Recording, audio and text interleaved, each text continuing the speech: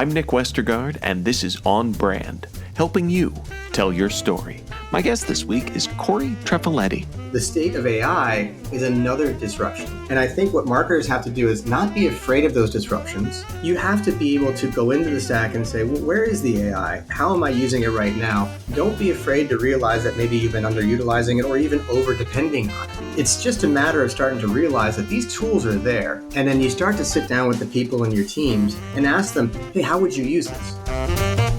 Cory Treffiletti is Chief Marketing Officer for Rembrand, where he focuses on driving digital growth through AI technology for B2B and B2C brands and creators. A 4-time CMO, Cory has led marketing efforts for both startups and Fortune 300 companies, including Voicea, acquired by Cisco, BlueKai, acquired by Oracle, and Oracle's Data Cloud. An industry veteran since 1994, Cory has previous experience leading digital strategies at FIS, Carat, and Omnicom. He is the published author of Internet Ad Pioneers and writes the original digital newsletter, in addition to penning his weekly contributions to Mediapost since 2000. My interview with Cory Treffiletti is coming right up. But first...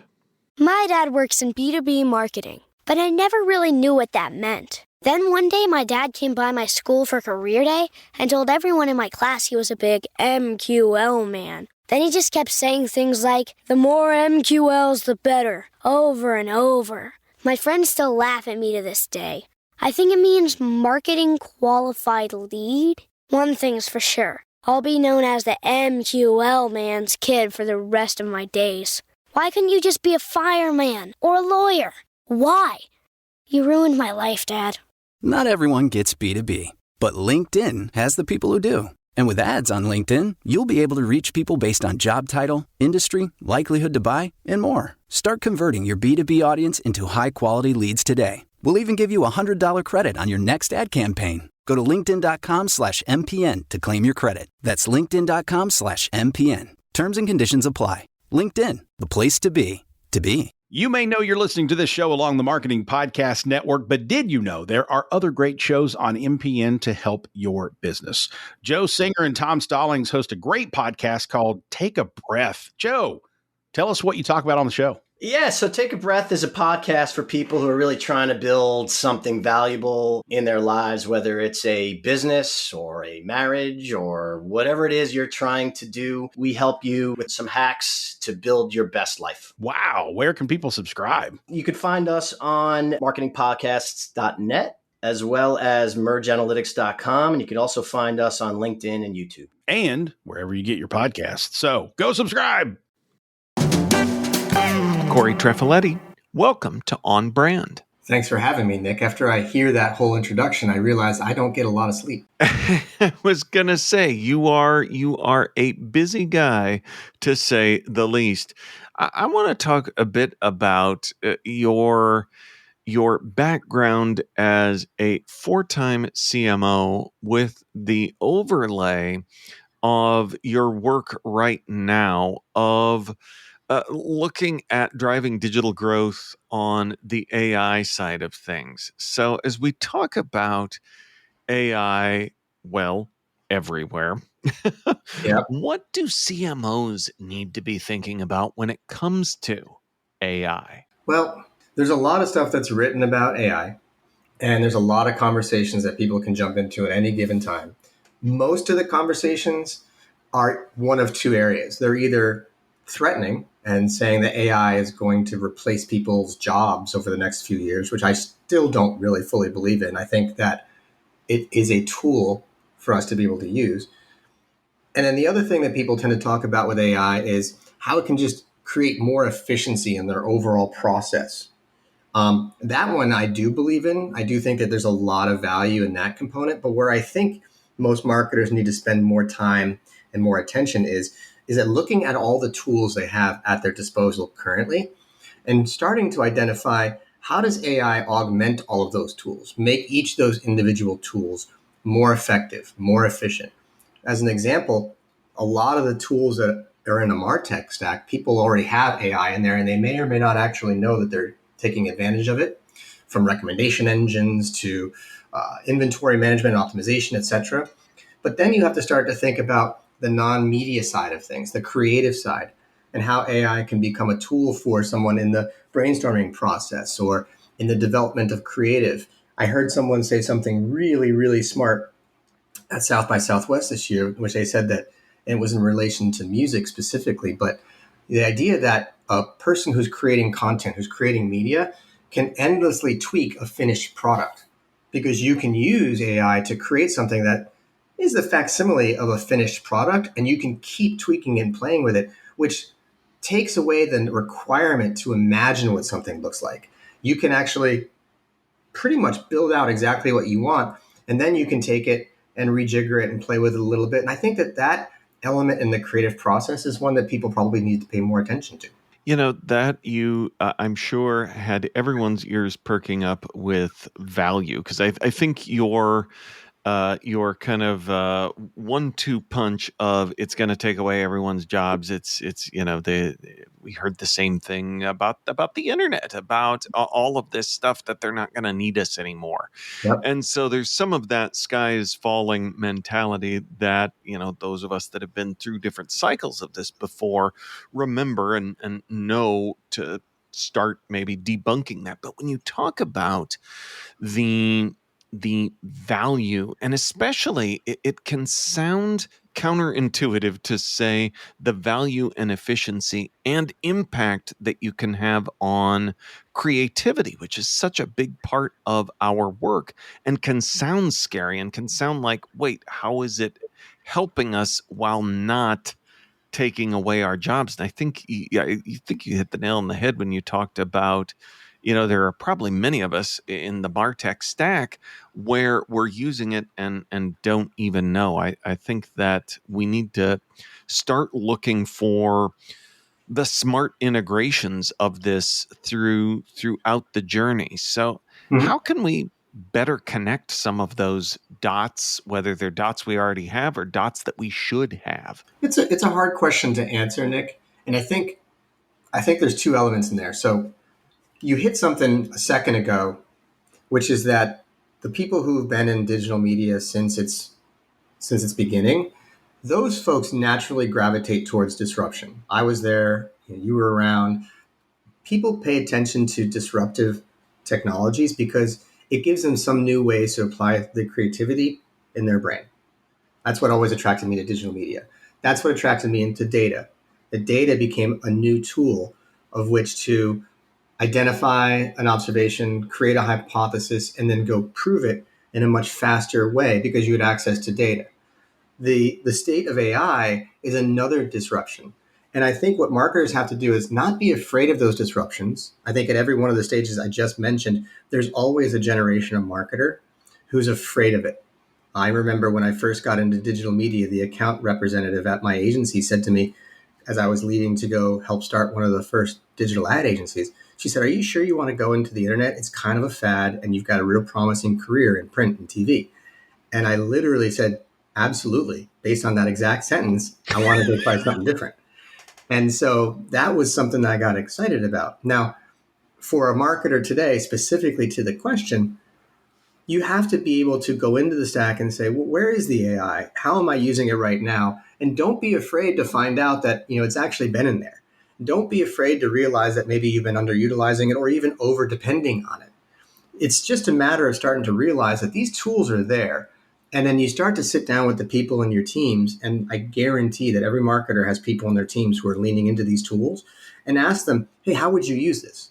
I was in a meeting about 3 weeks ago with somebody, and she introduced me to Pi.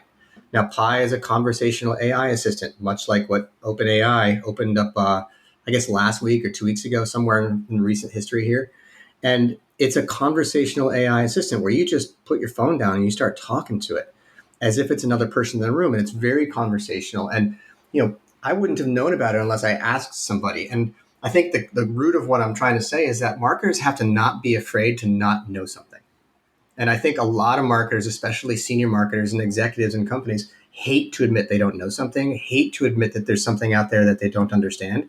I actually feel like that level of humility is endearing. And I think it's the thing that allows people to continue to grow and to continue to succeed is you have to be willing to say, you know what, I don't know about that. I need to find some people, put them around me to help me learn. Well, and you also touched on there too. We back to the, afraid of it at taking our jobs, but the efficiency that it could give. And then, you take a step back and realize that none of us, we're not all rolling deep with with assistance here. So to be able to have, that ability, like you said with Pi, to set your phone down and talk to someone in a way that I'll get my inner Kara Swisher on, who hates Siri and Echo, and that they really didn't deliver on that promise. But to Correct. get closer to something like that is something that we're all of us are running leaner than ever and looking to do more with less. And if AI can help us, then all of a sudden that not only doesn't sound scary, it sounds pretty darn important to the work that we're trying to do. Yeah, I think the best ideas, I know, at least from my perspective, the best ideas I've ever had emerged in a conversation with somebody. It's not from me sitting in a room pretending my brain is going to come up with the best ideas. And so if I can sit in a room by myself and have a conversation with an assistant, it's like an 800 creative brainstorm number. I can just sit down and have a conversation, and my brain will get forced to go in different directions based on the responses that I'm getting. To me, that enables more creativity. And the more creative I can be, the more things I can test, the more hypotheses I can either prove or disprove, the more likely my campaigns and my marketing and my advertising is going to succeed, because I'm not stuck in a rut.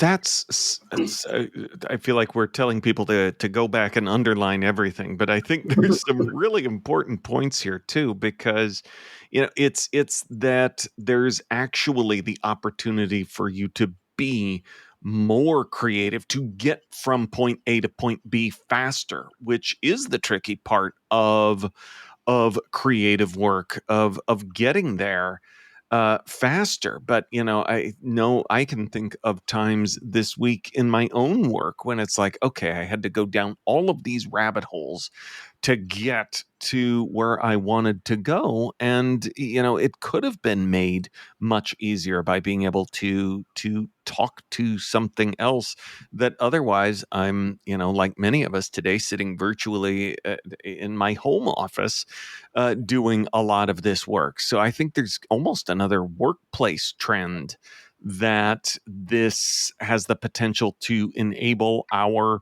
not only personal creative, but our interpersonal creative as marketing teams as well.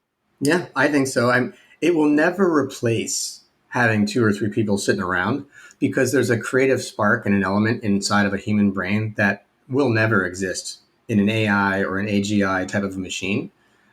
But in the situations where you don't have the opportunity to sit down with 2 or 3 people, or you need to be able to do research to be able to provide those 2 or 3 people with insights that they can then start to work off of, it just saves a lot of time. On Brand, we'll be right back after this. My dad works in B2B marketing, but I never really knew what that meant. Then one day my dad came by my school for career day and told everyone in my class he was a big MQL man. Then he just kept saying things like, the more MQLs, the better, over and over. My friends still laugh at me to this day. I think it means marketing qualified lead. One thing's for sure, I'll be known as the MQL man's kid for the rest of my days. Why couldn't you just be a fireman or a lawyer? Why? You ruined my life, Dad. Not everyone gets B2B, but LinkedIn has the people who do. And with ads on LinkedIn, you'll be able to reach people based on job title, industry, likelihood to buy, and more. Start converting your B2B audience into high-quality leads today. We'll even give you a $100 credit on your next ad campaign. Go to linkedin.com/MPN to claim your credit. That's linkedin.com/MPN. Terms and conditions apply. LinkedIn, the place to be, to be. You may know you're listening to this show along the Marketing Podcast Network, but did you know there are other great shows on MPN to help your business? Joe Singer and Tom Stallings host a great podcast called Take a Breath. Joe, tell us what you talk about on the show. Yeah, so Take a Breath is a podcast for people who are really trying to build something valuable in their lives, whether it's a business or a marriage or whatever it is you're trying to do. We help you with some hacks to build your best life. Wow. Where can people subscribe? You could find us on marketingpodcasts.net as well as mergeanalytics.com. And you can also find us on LinkedIn and YouTube. And wherever you get your podcasts. So go subscribe. Now, back to the show. So I am sure that longtime listeners of the show know that whenever I get an interesting brand name in front of me, I have to ask about it. And I'm sure people are amazed that I made it this far without saying, so tell me, because it's very punny, but I'm sure there's some meaning behind the name Rembrand. So talk me through it. Yeah, well, the name itself, it was a happy accident to some extent. But what we do is we've created a platform, an AI platform that enables in-scene media. So essentially, we took this concept of saying that nobody likes having their video content interrupted by advertising. And that's pretty much a universal thing. Everybody tries to skip the ad as quickly as possible. And so what we wanted to do is figure out, well, what's a way to embed a brand into video content? And it's not product placement, because product placement tends to get overlooked. It takes way too long. It's not something that can scale to a digital media format. So we went with AI to create in-scene media, where we have different types of branded media that we insert into a video in such a way that it looks completely natural. It's all done in post-production at the speed of a compute. And it's done in a way that it looks completely natural. However, for some little animations and little things that call attention to a brand. So it could be a can of Starry from Pepsi sitting on a table, and all of a sudden it just jumps up and down and you have to pay attention to it and people start to comment on it. So this concept of in-scene media was really about trying to be more creative. And as we started to go down the direction of figuring out a name, we started looking at all the different artists of all time and really just started getting into random naming and came across Rembrandt. Obviously, I believe he was one of the Dutch masters in the Renaissance and very much a well-known name when it comes to artistic creativity. But obviously, we can't use his name.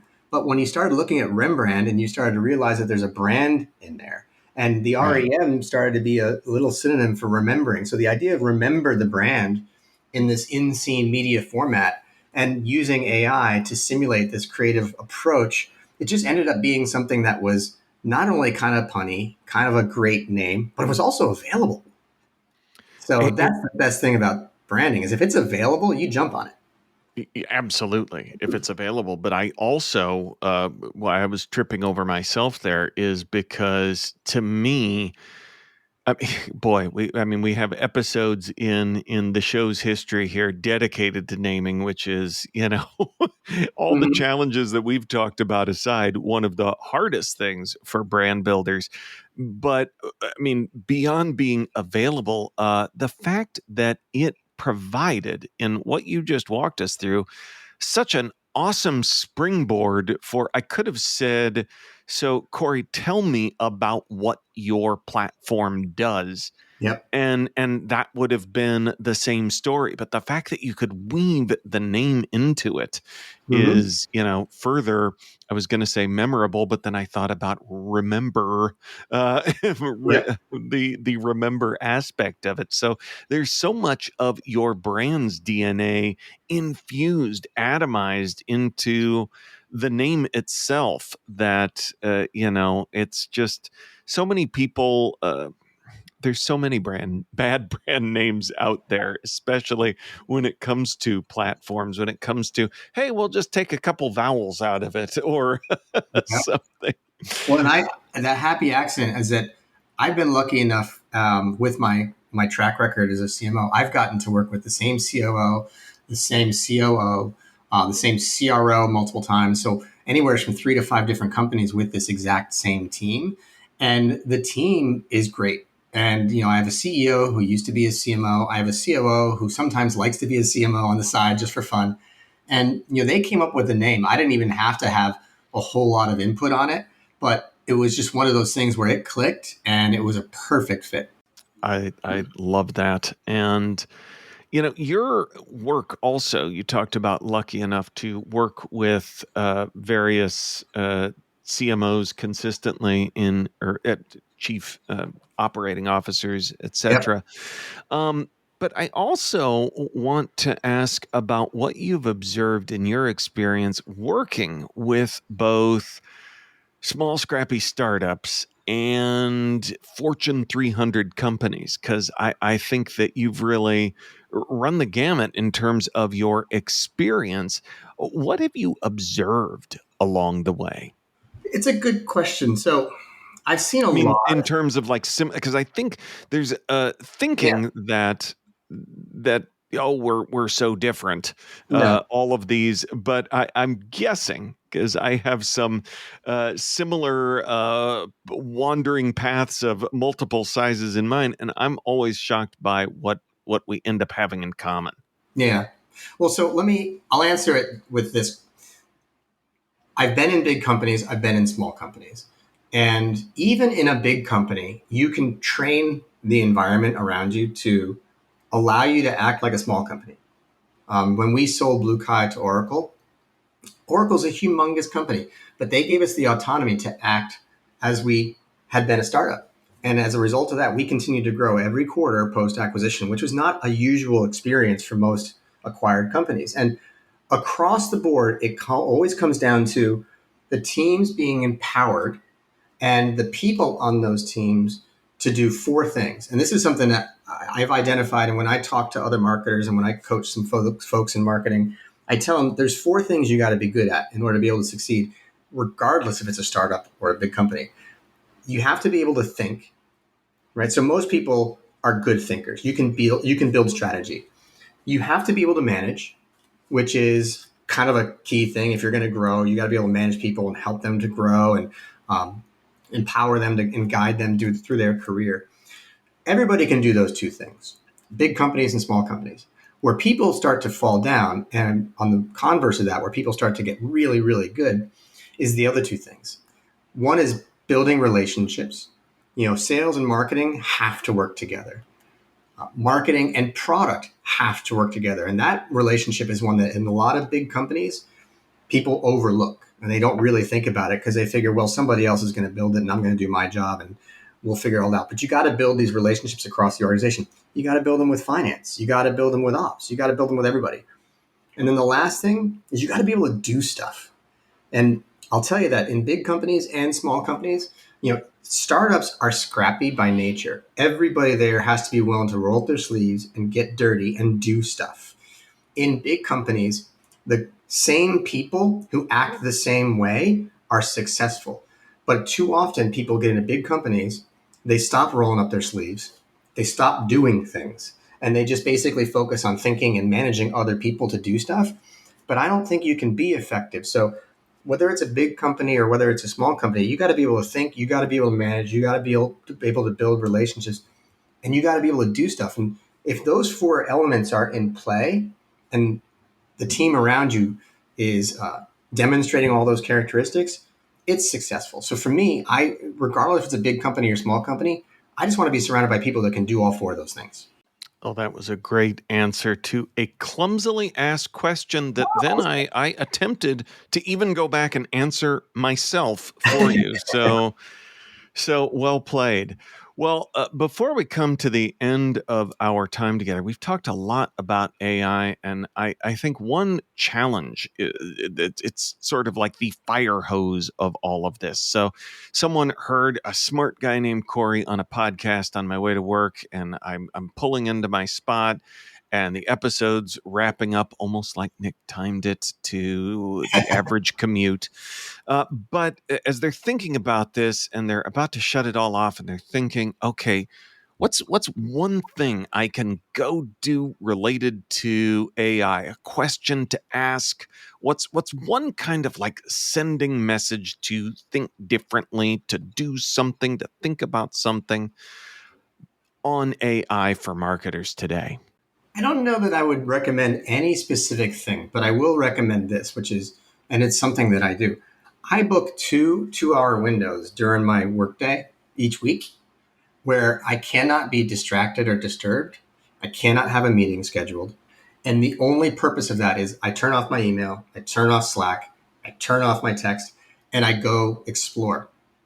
And so that's basically 4 hours a week. So out of a standard 40, 50-hour week, you're talking 8 to 10% of your time. But it's just an opportunity to go explore. So go find 3 or 4 different AI tools and mess around. There's ones where you can, for example, develop an entire brand name, then you can develop a logo, then you can put up a website, and you can have a whole creative brief written and drafted, and it takes about 10 minutes to do all of the things I just mentioned. You can go use tools like Sona and go create a song. You can go do all kinds of things, but just knowing that these tools exist is different than having messed around with them.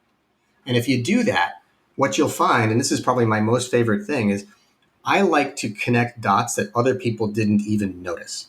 So it's not just being able to connect dots from what you're reading about the business that you represent and that you work in, but it's about dots from different places. It could be in pop culture, it could be in technology, it could be in marketing, it could be wherever it might be.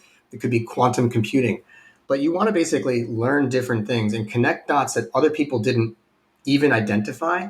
That makes your brain work differently. Playing with these AI tools makes your brain work differently, and it gets you out of the confines of the comfort zone you've been stuck in.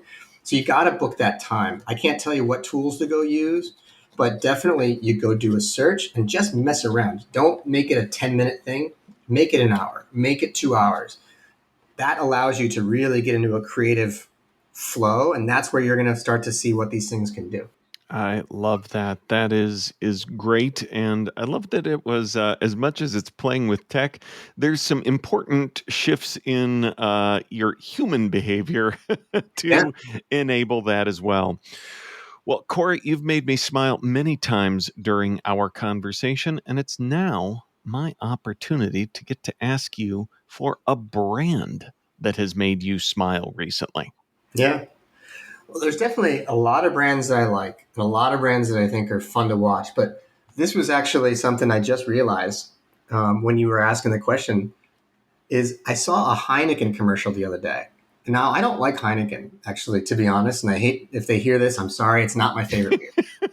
But they did a campaign that includes the new Deadpool and Wolverine from the new movie. And I'm a total dork. And I love watching all the trailers. I love watching all this stuff. Ryan Reynolds is hysterical, and Hugh Jackman is Wolverine. I was a comic book person growing up, but they ran this new TV spot, and it's hysterical. And it's one of the best tie-ins I've seen for a movie. And the fact that it's a beer company working with a Disney movie, the whole thing just made me smile. I was really impressed, and I'd literally seen a piece written on it from Ad Age, and then an hour later, I saw the spot on TV, and I thought, wow, that was really good timing. But that was a brand that made me smile. I had fun watching it. I will not leave you alone for Heineken out there, because I have the same response. It's far from my favorite, but I was thinking I am most connected to it when they connect the brand with something else that I like. Yeah. And for me, I was thinking about the Daniel Craig James Bond ads. I'm like, okay, well, and I think it was like a traveling situation, and that's what was on tap. And I'm like, I will have a Heineken, because that will make me, as a traveler, live into my inner James Bond, which is Absolutely. Normally non-existent. But a guy can dream, and that's what Heineken's for. Cory, where can folks go to learn more about who you are and what you do? Well, you can find me on Twitter. I guess it's called X at CTref. You can also go to originaldigital.org, which is actually the website where I keep a lot of my thoughts. And of course, you can go to Rembrand.com and see me and see all the things that we're doing with our AI platform there. Awesome. Well, we will link up to all of that in the show notes, which folks can always find at onbrandpodcast.com. Cory Treffiletti, thanks for being on brand with us. Thank you very much. I appreciate it. On Brand is part of the Marketing Podcast Network. If you like what you're hearing, if we've made you smile, you can always listen free on Spotify, Apple Podcasts, or whatever your favorite platform may be. And please take a moment and rate and review the podcast to help others find the show. Until next week, I'm Nick Westergaard, and I'll see you on the internet.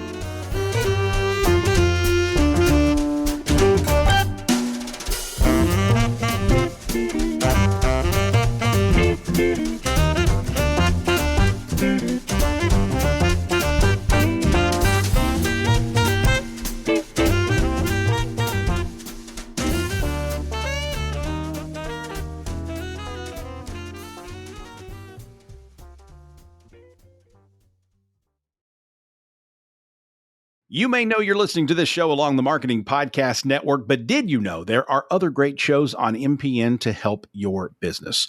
Joe Singer and Tom Stallings host a great podcast called Take a Breath. Joe, tell us what you talk about on the show. Yeah, so Take a Breath is a podcast for people who are really trying to build something valuable in their lives, whether it's a business or a marriage or whatever it is you're trying to do. We help you with some hacks to build your best life. Wow. Where can people subscribe? You could find us on marketingpodcasts.net as well as mergeanalytics.com. And you can also find us on LinkedIn and YouTube. And wherever you get your podcasts. So go subscribe. This podcast is heard along the Marketing Podcast Network. For more great marketing podcasts, visit marketingpodcasts.net.